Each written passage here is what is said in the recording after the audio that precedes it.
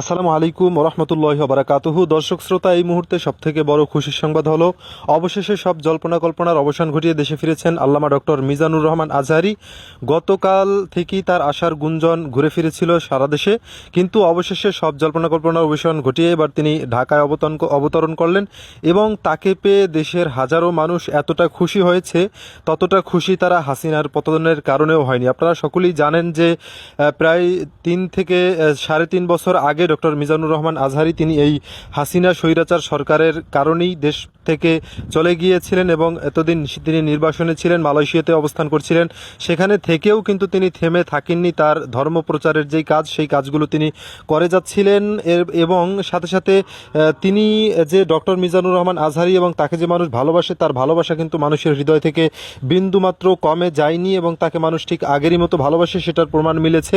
বিভিন্ন জায়গায় তিনি দেশে নামার পরেই তাকে সংবর্ধনা দিচ্ছে এবং মানুষ তাকে এক কথায় দেশের নতুন প্রধানমন্ত্রীর মতো বরণ করে নিচ্ছেন এবং তার প্রতি মানুষের যে ভালোবাসা সেটাকে কিন্তু মানুষ ব্যক্ত করছেন বিভিন্নভাবে।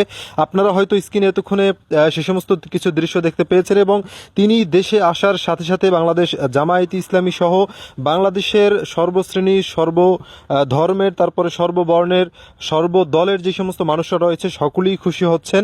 বিশেষ করে একটা দল ছাড়া তারা তো কোনো ক্রমেই এখন খুশি হতে পারবে না, কারণ তাদের অবস্থা সম্পর্কে তো এখন আপনারা সকলেই অবগত রয়েছেন। তারা এখন খুবই দুর্দিন পার করতেছেন এবং তাদের সময়গুলো কেমন যাচ্ছে হয়তো এখন সেটা তারা আর আল্লাহ ছাড়া কেউই জানে না, কারণ তাদেরকে এখন যে যেখানে যেভাবে পাচ্ছে সেভাবেই তাদেরকে মোটামুটি উত্তম মাধ্যম দিচ্ছেন এবং তাদেরকে বিভিন্নভাবে তাড়ানির উপরই রাখতেছেন এবং পালাতে গিয়ে অনেকে ধরা খেয়েছেন। গতকালকে হাসান মাহমুদ সাহেব এবং জুনায়েদ আহমেদ পলক, যিনি পৃথিবীর সর্বশ্রেষ্ঠ আইটি বিশেষজ্ঞ, যাকে জুনায়েদ আহমেদ মার্ক জাকারবার্গ এই ধরনের নাম মানুষ দিয়েছিল, বা পলক বার্গ তার নাম দিয়েছিল, আইটি বিশেষজ্ঞ, সেই আইটি বিশেষজ্ঞ গতকাল ধরা খেয়েছেন।